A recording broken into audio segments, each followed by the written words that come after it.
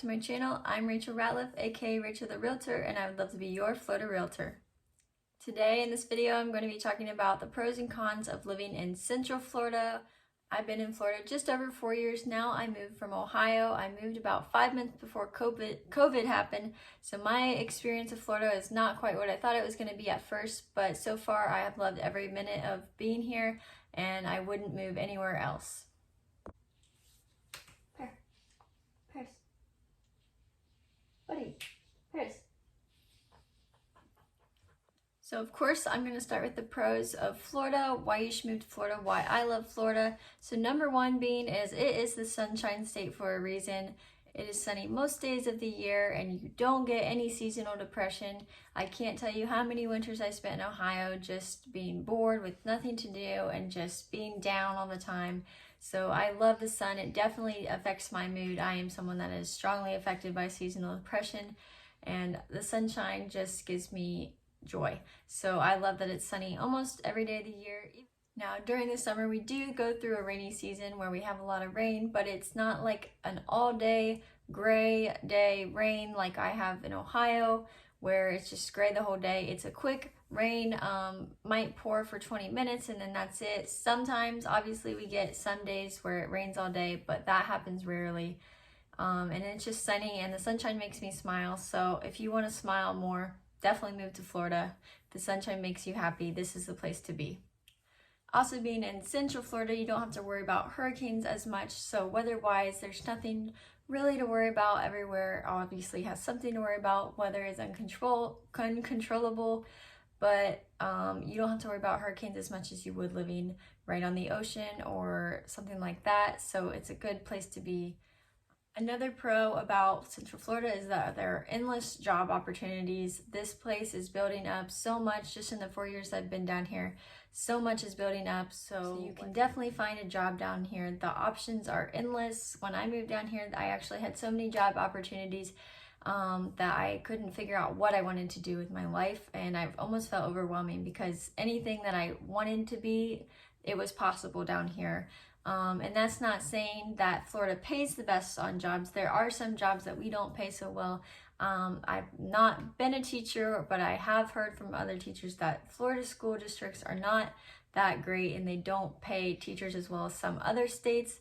So even though we are one of the top cities for job growth, that doesn't mean we're top for pay. But again, there are endless job opportunities down here and there are endless ways to make a lot of money down here depending on what you're wanting to get into.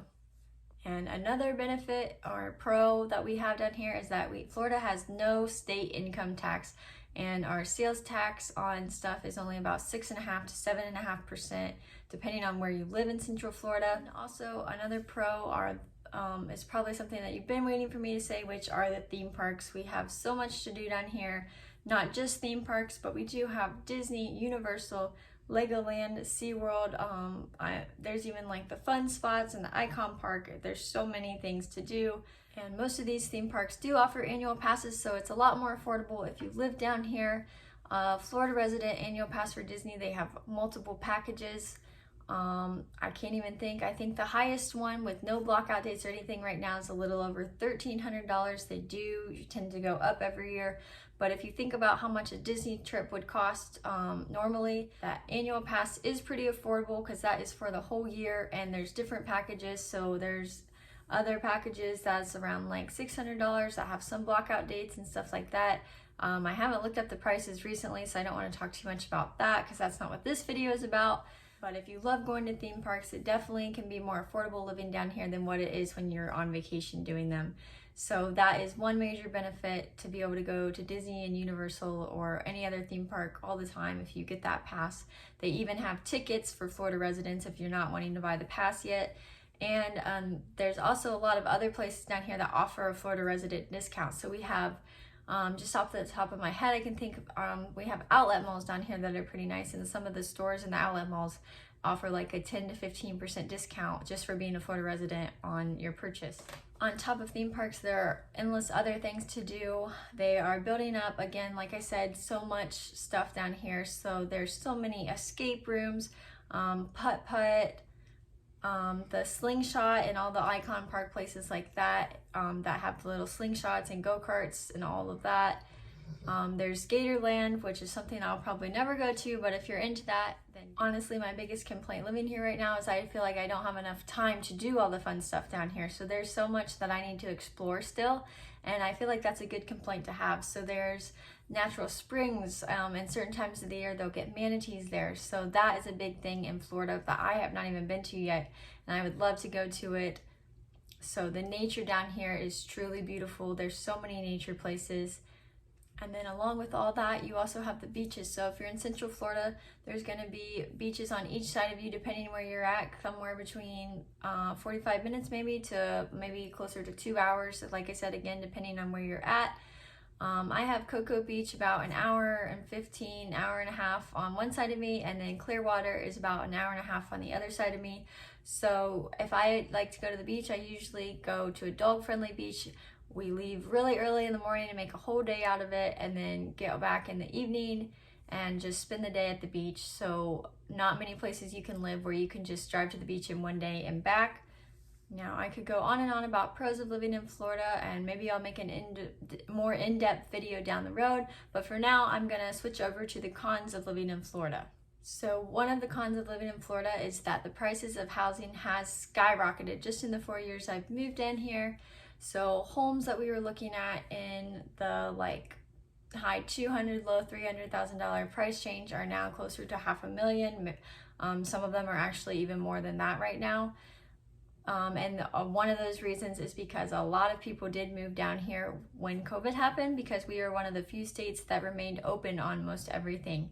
And we haven't had a mass exit of people leave since COVID has died down like they expected. There are people heading back to where they used to live, but not near as many as people predicted would leave after everything in the pandemic.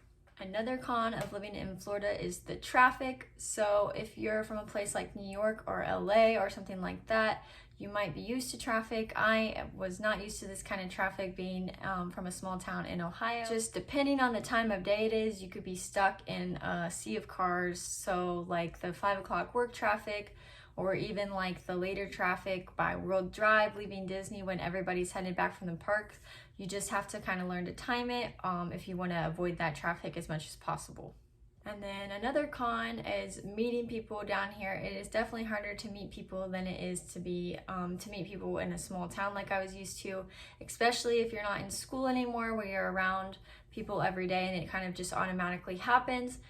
There are lots of people that live here that are seasonal, that aren't from here, or a lot of people that you meet are tourists just on vacation. So even if you talk to someone out in public, they're probably just down here for a week. So meeting people and making friends is a little harder than some places. And then another con is going to be the humidity. So the humidity, I'm not even gonna lie, is rough in the summertime. But then we just took a dip on weather and it got in the 60s the last couple of days, and I already missed the warmth. I don't like being cold. I do like having a little bit of sweater weather when I'm dressed for it, but I did not know it was going to take a dip, so I was outside and not ready for it. The humidity though in the summer is brutal. There's some days where I'm just sweating like crazy, but I again will take the heat over the cold. If you're someone that can't stand that, then maybe Florida isn't for you. But you definitely, I would say, get used to it. I adjust. The only thing that I complain about is my hair. I cannot find a hairstyle to deal with the humidity. I used to straighten my hair almost every day in high school. I cannot straighten my hair down here. It's naturally curly and the humidity just doesn't keep it straight. And even the curls I have now, if I'm out in the heat all day, my hair ends up looking more like Hermione from Harry Potter, like the first movie where her hair is huge. That is pretty much my hair down here. So it's normally pulled back or braided. And then my last con is probably not a con for everybody, just a personal fear and phobia of mine, and that is alligators. Before I moved to Florida, I don't know why I'm so scared of alligators.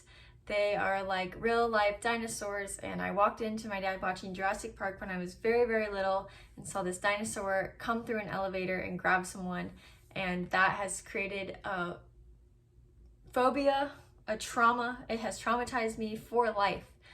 of dinosaurs, and I feel like alligators are dinosaurs. So I do not like alligators.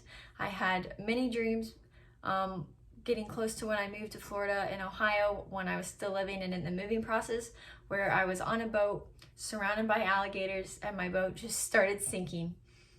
I don't know why I kept having these dreams. I really haven't even seen that many alligators since I've lived down here. But it's definitely a place that you don't want to just jump in the water like you do in most northern states. If you see a lake or something, you do not want to do that in Florida. Some people still do, and that's why you read that's why there are some stories out there that are tragic. But you definitely want to stay away from bodies of water. They say there's an alligator in almost every body of water down here, but they really don't bother you, and they stay to themselves as long as you respect their environment and don't do something stupid, basically. But that is why I will not be going to Gatorland. I'm staying as far away from them as possible. I don't need to go to Gatorland ever.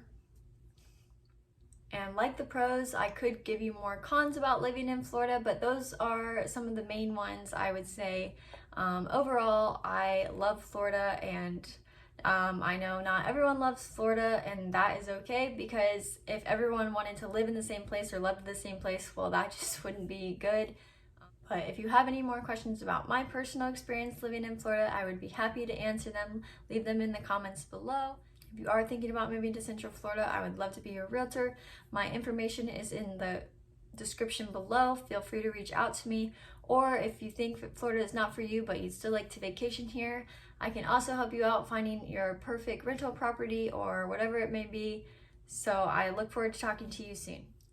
That's all for now. I hope you guys enjoyed this video. If you did, please give it a thumbs up and help me grow my business by subscribing to my channel. Thanks for watching.